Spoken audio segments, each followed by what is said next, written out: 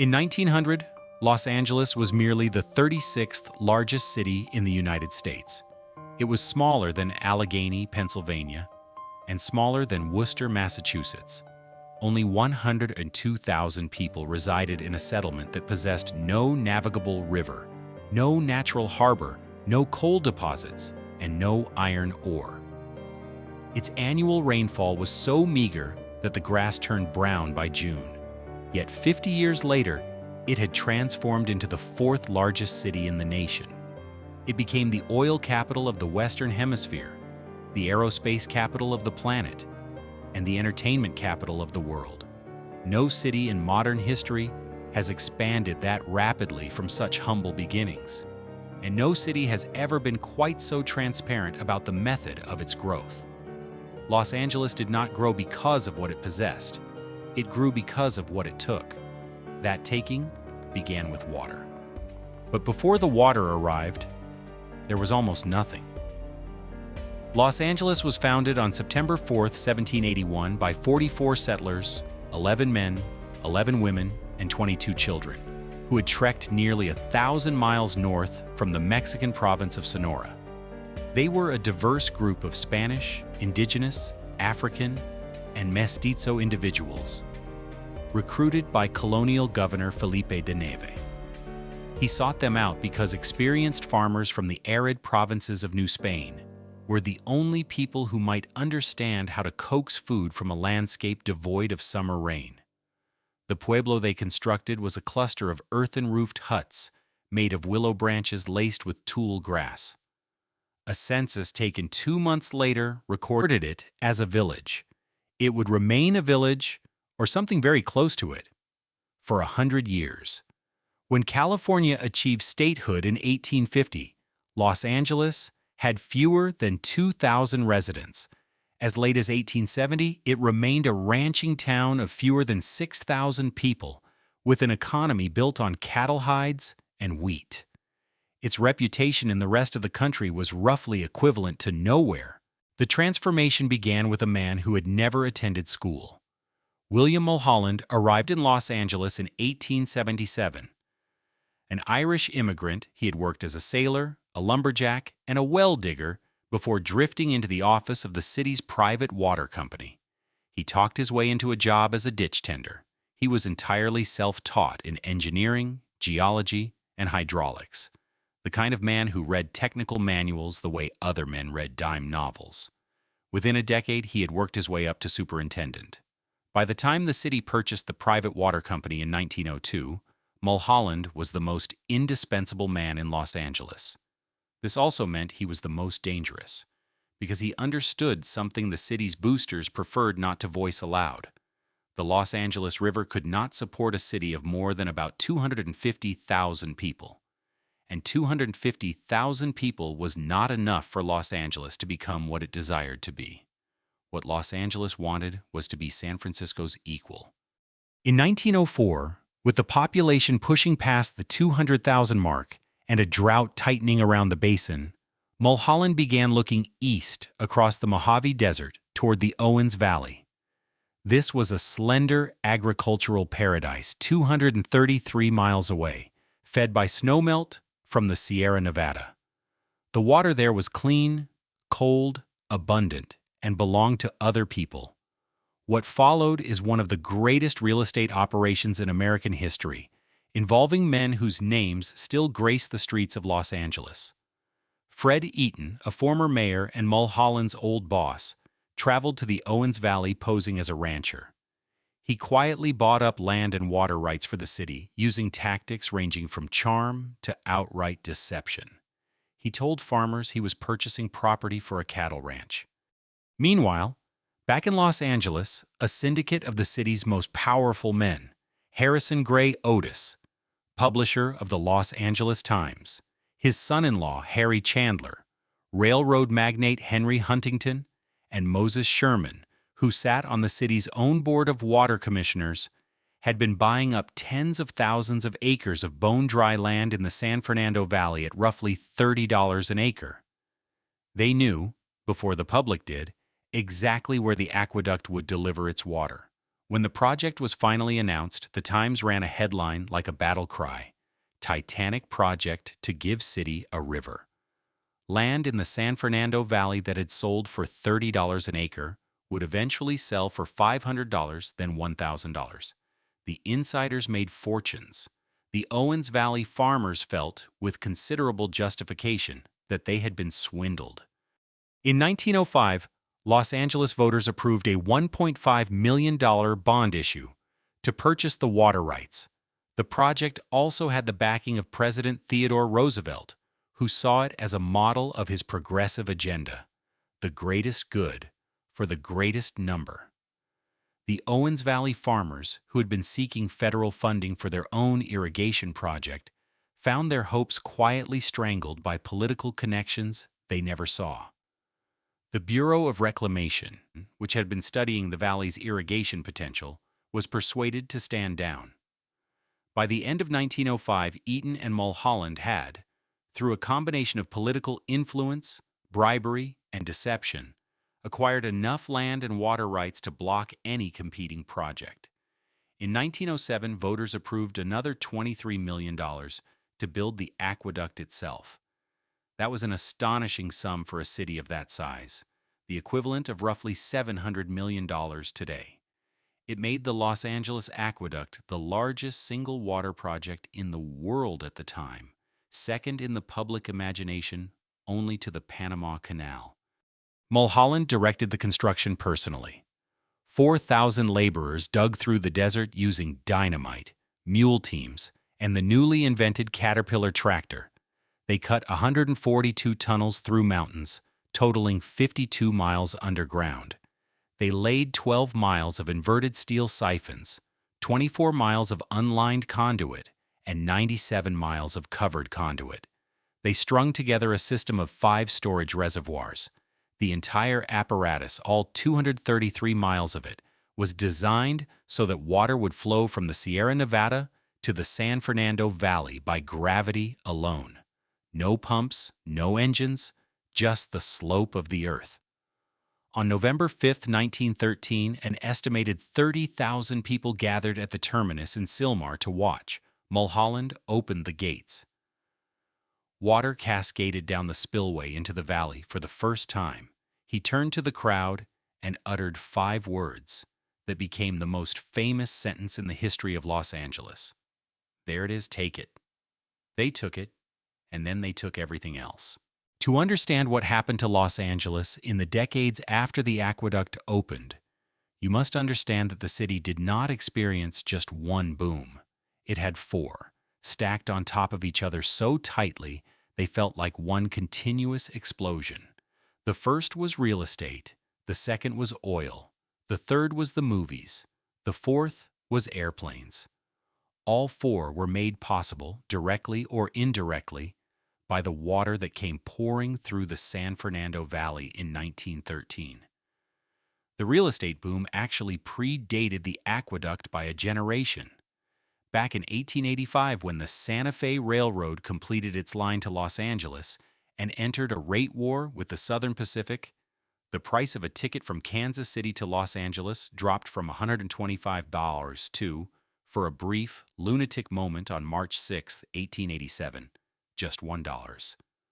The Southern Pacific alone carried as many as 120,000 passengers into the region in 1887. Midwesterners flooded in by the tens of thousands, lured by promoters who published books and pamphlets describing Southern California as a paradise of eternal sunshine, palm trees, and roses blooming in January. An acre of land in Los Angeles County that cost $100 in 1886 was worth $1,500 the following year. Developers laid out entire paper towns with brass bands and free lunches, selling $100 million worth of Southern California real estate in a frenzy that invented a new word: boom, always with the exclamation point. Over 100 new communities were platted between 1884 and 1887. Then the bust came, as busts do, and more than half the paper towns vanished into the sagebrush, their grand avenues reverting to cowpaths. But the people who stayed, along with the railroads and the orange groves that the newly invented refrigerated boxcar made profitable to ship east, formed the foundation of what came next. Los Angeles had 11,000 people in 1880. It had 50,000 by 1890.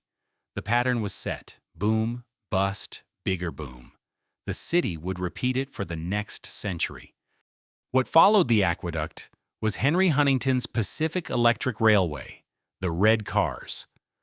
Huntington, the nephew of railroad baron Collis P. Huntington, had arrived in Los Angeles in the early 1900s and immediately grasped a principle that would define the city for the next century. The way to make money in Southern California was not to run a transit system. It was to buy cheap land at the edge of nowhere, build a rail line to it, and sell the land as a suburb. In 1901, with banker Isaiah Hellman as his partner, he formed the Pacific Electric Railway. The first major line to Long Beach opened in July 1902.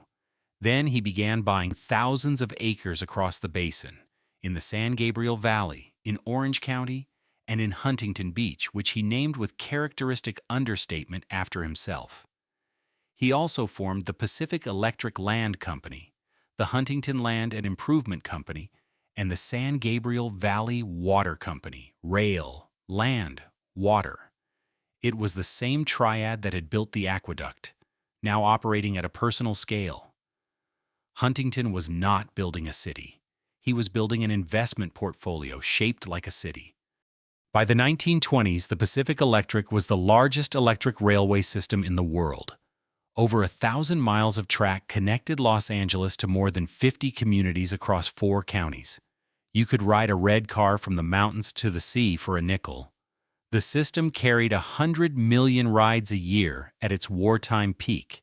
It was not by itself a profitable business. The fares barely covered operating costs. But Huntington didn't need the fares, he needed the land sales. Every new rail line turned a $50 acre into a $500 acre. The railway was, in essence, the most elaborate real estate marketing campaign in American history.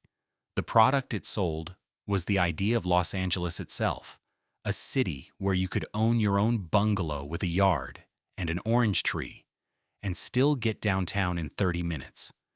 While Huntington was building the suburbs, something was happening underground. Los Angeles had always had oil. The Tongva people, who lived in the basin before the Spanish arrived, used natural tar seeps to waterproof their canoes. In 1892, a prospector drilled into those same tar seeps near what is now Dodger Stadium and hit a commercial well. Small discoveries followed across the basin, at Beverly Hills, at the Salt Lake Field near downtown, and at Huntington Beach. But the real strike came on June 23, 1921, when a wildcat well called Alamedas No. 1, drilled by a man named O.P. Happy Yowell on a remote hilltop south of Long Beach called Signal Hill, hit a reservoir at 3,014 feet. It erupted in a geyser of crude that shot 114 feet into the air. The natural gas pressure was so intense the oil column was visible for miles. Signal Hill became the most productive oil field per acre the world had ever seen. In 1923 alone, the Long Beach field produced 68 million barrels of oil. Derricks went up so fast and so close together, leased by the square inch, not the acre, that the hill earned the nickname Porcupine Hill. By the end of 1938, the field had yielded 614 million barrels of crude. By the mid-1920s, the Los Angeles basin was producing 1/5 of the nation's oil supply, and California as a whole was the source of 1/4 of the world's entire petroleum output. An industry that had barely existed in Southern California 20 years earlier was now generating hundreds of millions of dollars a year, creating instant millionaires out of farmers who happened to own the right parcel, and attracting a flood of workers, speculators, and grifters that made the 1880s land boom look modest. All of this oil needed to go somewhere, and that somewhere was the port. Back in the 1890s, Los Angeles boosters had lobbied the federal government to build a deep water harbor at San Pedro. 20 miles south of downtown. This was a fight against the Southern Pacific Railroad, which wanted the port at Santa Monica, where it controlled the waterfront. The city won, and by the 1920s, the Port of Los Angeles was one of the busiest on the Pacific coast, shipping oil, citrus, and manufactured goods to the world. The city had manufactured its own water, its own harbor, and now its own wealth. It was a place that refused to accept the limitations of geography. The oil was underfoot, but the movies had come from the sky, or more precisely from New Jersey. In the early 1900s, the American film industry was concentrated in New York and New Jersey, tightly controlled by Thomas Edison's Motion Picture Patents Company. Edison held most of the key patents and aggressively sued independent filmmakers who tried to operate without a license. Producers began slipping west to get beyond Edison's effective reach. Southern California offered three things New York could not: sunshine 300 days a year, which mattered enormously when all filming required natural light, an astonishing variety of landscapes, desert, mountains, ocean, forest, all within an easy drive, and labor costs that were 25 to 50% cheaper than on the East Coast. The first production crew arrived in the Los Angeles area in 1907. D.W. Griffith shot the first film in the neighborhood of Hollywood itself in 1910, the same year that Hollywood, struggling with its water supply, voted to be annexed by Los Angeles in order to share in the bounty of the aqueduct. By 1915, more than 60% of American film production was centered in Hollywood.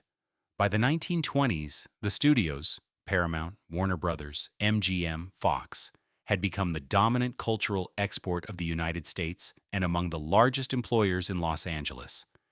The Biltmore Hotel, which opened on South Grand Avenue in October 1923 as the largest hotel west of Chicago, became the social center of the new movie aristocracy. Designed by the New York firm Schulze and Weaver, the same architects who would later build the Waldorf Astoria, the Biltmore cost $10 million and had over 1,500 rooms, a concierge on every floor, and a radio hookup in every room. Gloria Swanson held court in its ballrooms. The Gold Room operated as a speakeasy during Prohibition, with a hidden door on Olive Street for discreet escapes. In 1927, the Academy of Motion Picture Arts and Sciences was founded at a luncheon in the hotel's Crystal Ballroom. 8 of the first Academy Awards ceremonies were held in the basement nightclub, the Biltmore Bowl, which was at the time the largest nightclub in the world. Downtown Broadway became a theater district to rival anything in the country. The $1 Million Theater opened in 1917 at the north end of the Strip. The ornate movie palaces that followed, the Los Angeles Theater, the Orpheum, the United Artists Theater, built in Spanish Gothic style in 1927 and briefly the tallest building in the city, were designed to make audiences feel they were stepping into the films themselves. William Mulholland, whose office was inside the $1 Million Theater building, could have looked out his window and watched the city his aqueduct had made possible, turning itself into the dream factory of the 20th century. But Mulholland, by 1927, was running out of luck. The city kept growing. It doubled in the 1920s alone, passing 1.2 million by 1930, making it the 5th largest city in the nation. And the aqueduct, as vast as it was, could not keep up forever.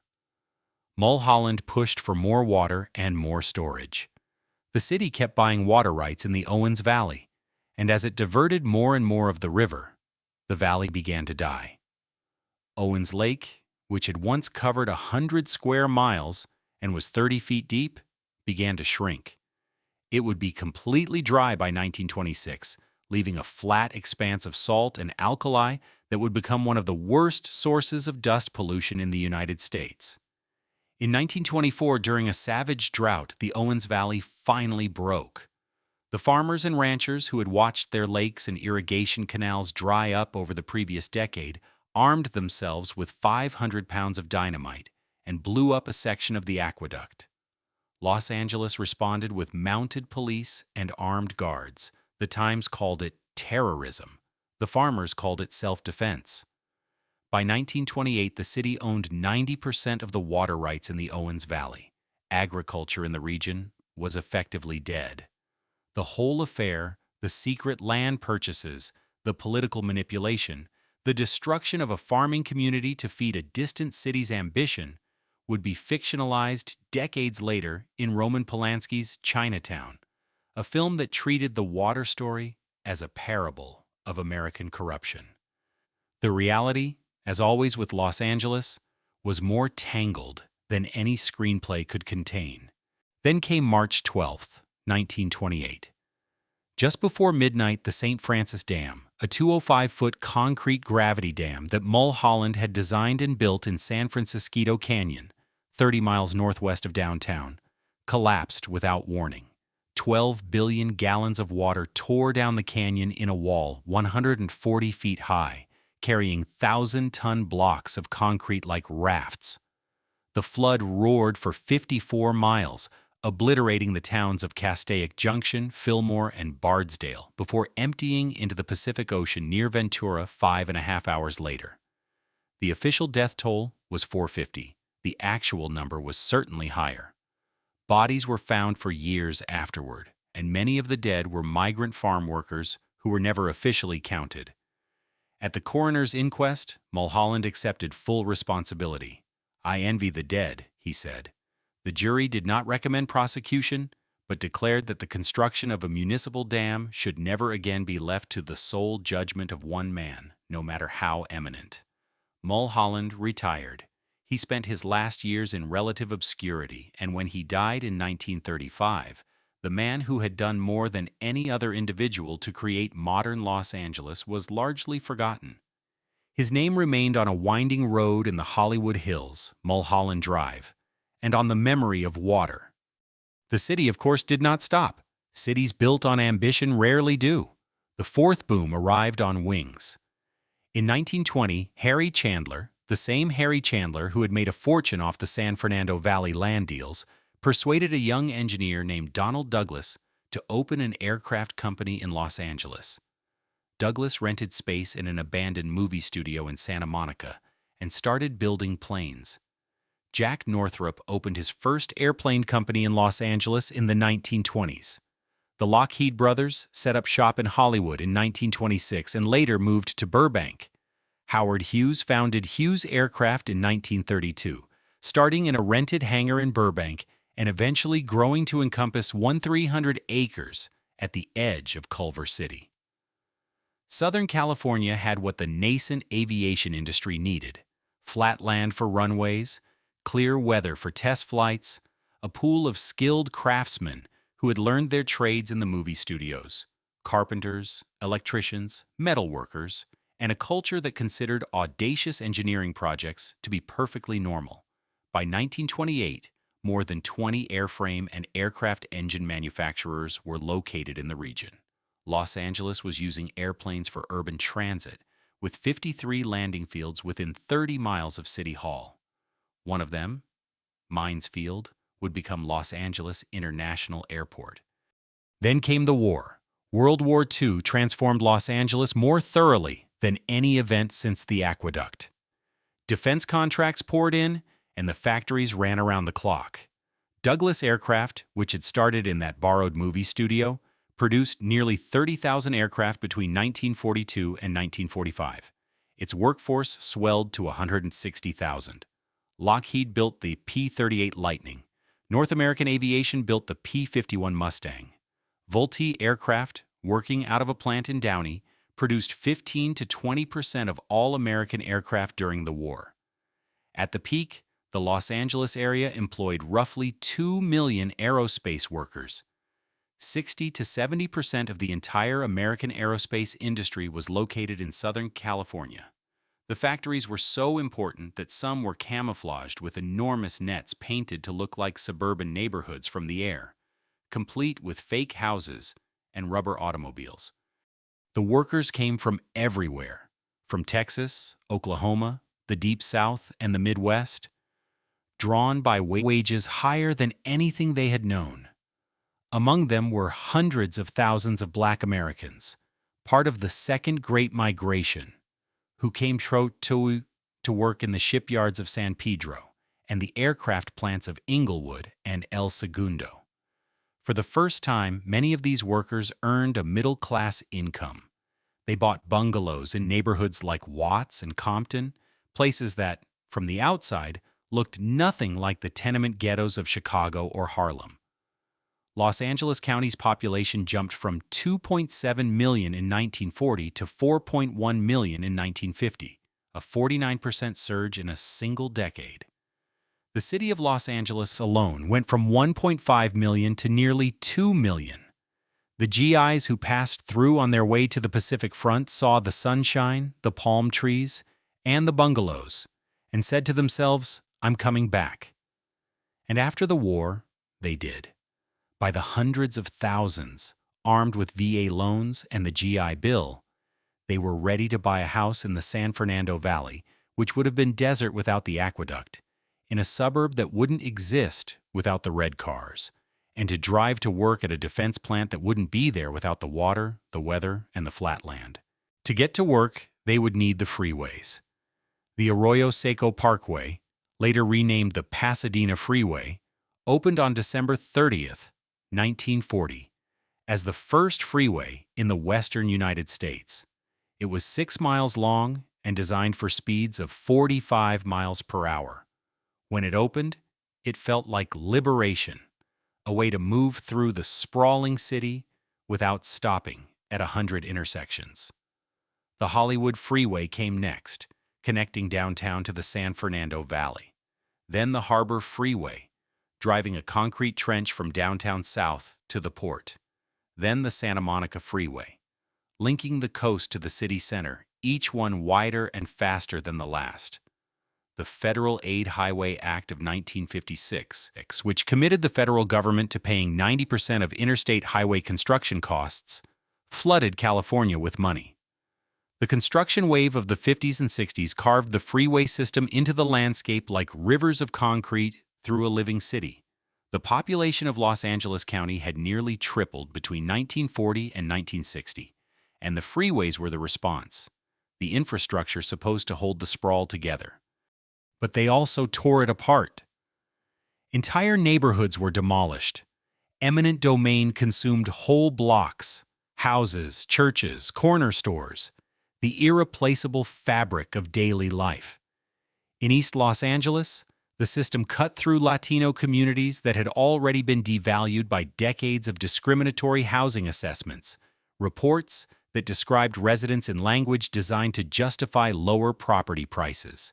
In 1953, the city created a $10 million urban right-of-way acquisition fund, specifically to buy properties in the path of the freeways. The prices they paid reflected the prejudice that had depressed the land values in the first place. Wealthier neighborhoods, Pasadena, Beverly Hills, Santa Monica, had the political connections to fight the bulldozers. East Los Angeles did not. While the freeways were going up, the red cars were going down. It is one of the most debated stories in American urban history. What killed the Pacific Electric? The popular version, immortalized in the 1988 film Who Framed Roger Rabbit, holds that General Motors and Standard Oil bought up the streetcar lines and deliberately dismantled them to sell more cars and tires. The truth is more complicated and, in a way, sadder. The Pacific Electric had been built not as a transit system, but as a real estate scheme. Once the real estate was sold, there was no financial model to sustain the rails. Ridership had peaked during the war at 300,000 rides per day, when gas was rationed and rubber was scarce. After the war, with cheap gasoline, new freeways, and a suburban landscape that the red cars themselves had created, riders drifted away. Maintenance costs rose, equipment aged, and fares, held artificially low by regulators, could not cover the costs. The system bled money year after year. National City Lines, the company backed by GM, Firestone, and Standard Oil that bought the Los Angeles Transit lines, certainly accelerated the decline. converting railroads to bus routes wherever it could. But the decline was already well underway.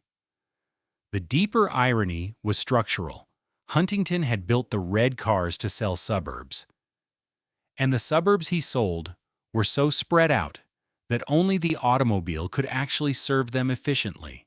The system contained the logic of its own destruction from the beginning. On April 9, 1961, at 3:45 in the morning, the last red car rumbled down Line 36 from downtown Los Angeles and into oblivion. Most of the cars were sold for scrap. Some went to museums. Some became long, narrow houses. A few were dropped into the ocean off Redondo Beach to create an artificial reef. 1,000 miles of track and 100 million rides a year were gone. What replaced it was the freeway and the automobile. And for a generation, it worked. Or seemed to. Los Angeles in the late 50s and 60s was perhaps the most confidently modern city in the world. The population of the metro area, which had been 4 million in 1950, hit 8.4 million by 1970. The aerospace industry, supercharged by the Cold War and the space race, continued to expand in ways that would have staggered even the men who built the aqueduct.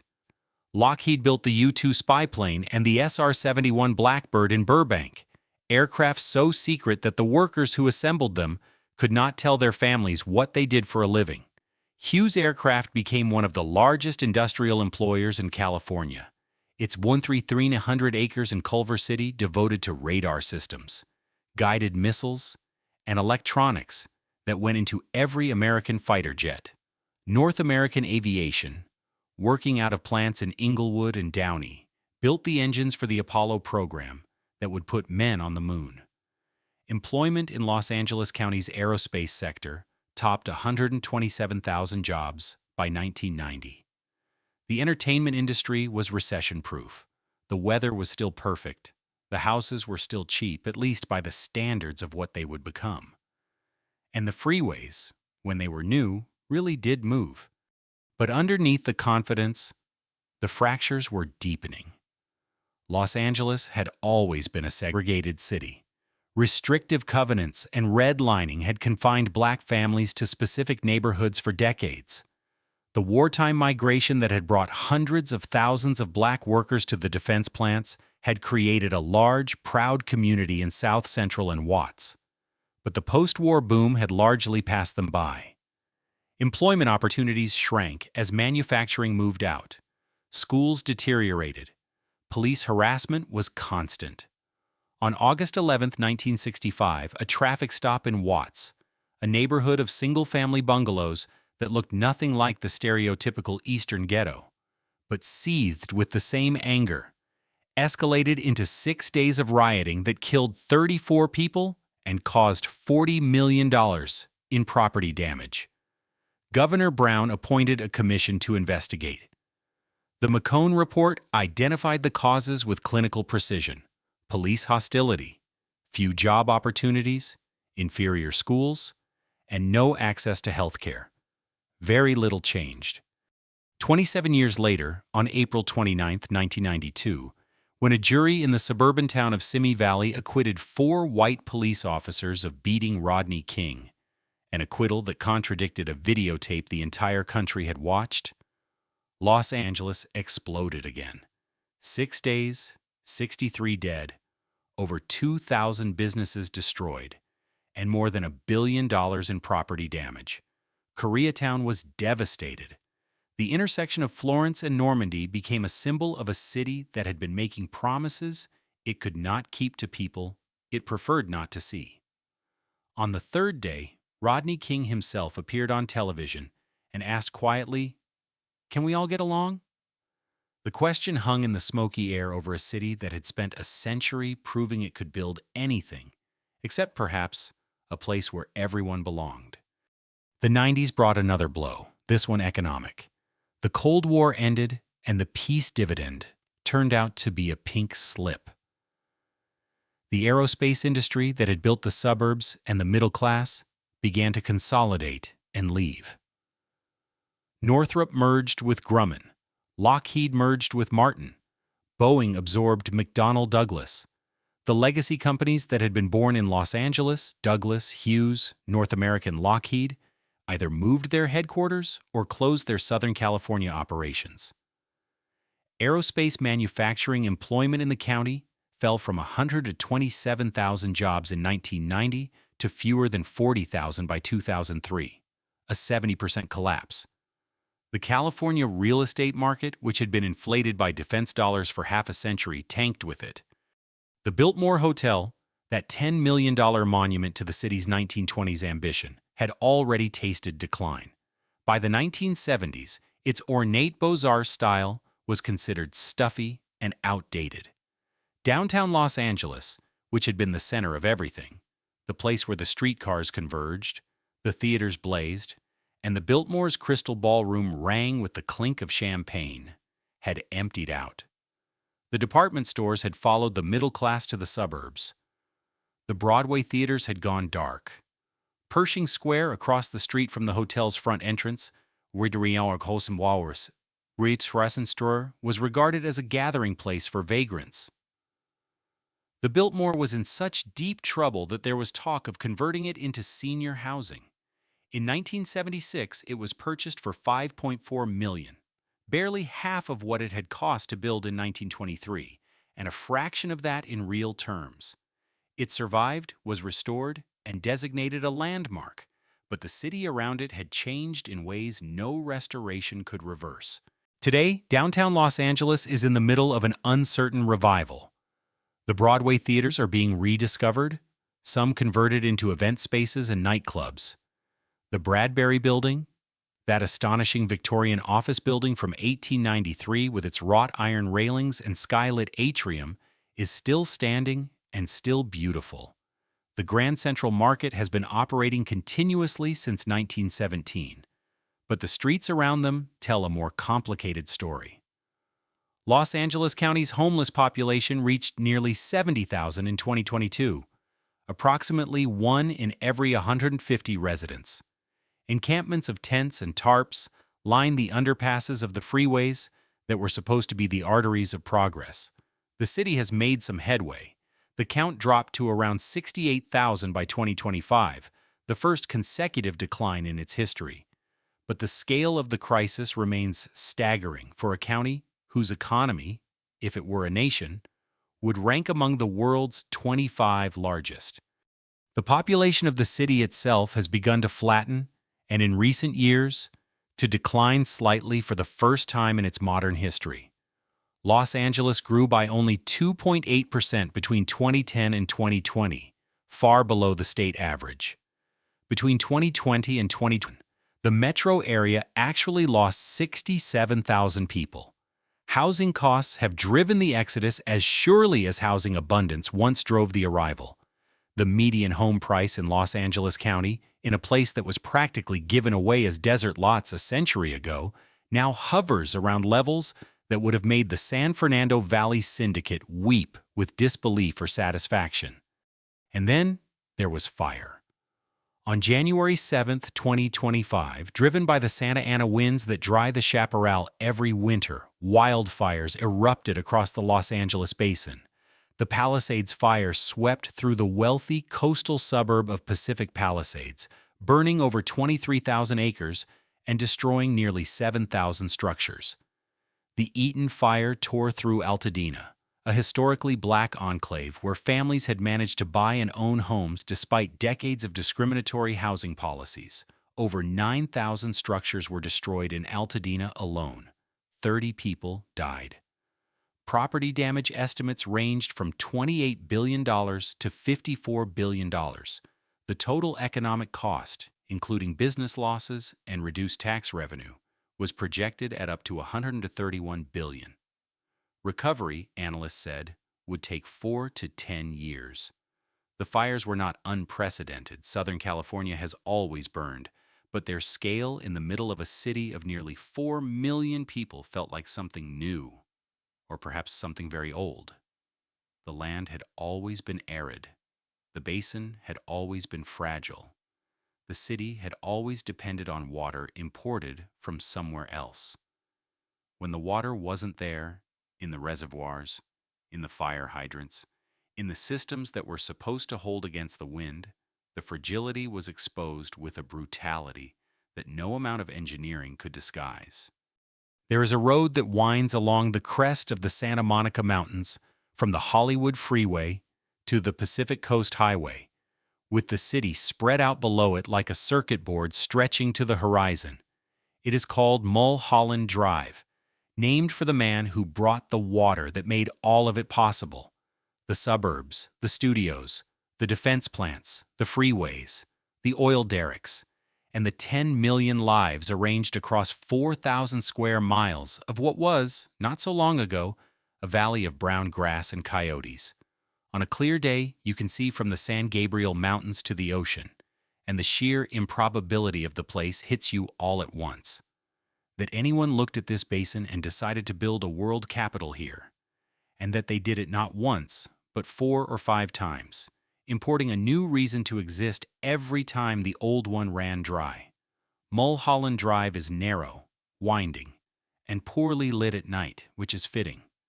The road is beautiful in the way that Los Angeles is beautiful, best seen at speed, best experienced in motion.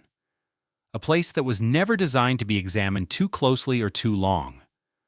Along its edges on both sides, the chaparral grows thick and dry, waiting for the spark. If this story changed how you look at the concrete and palm trees of the coast, please subscribe and like the channel. We are unearthing the history they tried to bury. Help us plant the seeds of the future. The next treasure will be revealed soon.